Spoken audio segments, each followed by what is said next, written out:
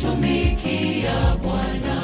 Njia zake ni kweli na haki, usimwache kamwe ndugu, hakika yeye ni Mwokozi.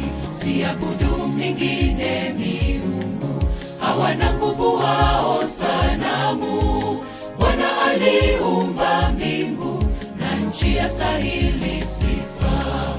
Mtumikieni kwa moyo wote, mpeni sifa na utukufu, yeye ndiye Mungu mkuu.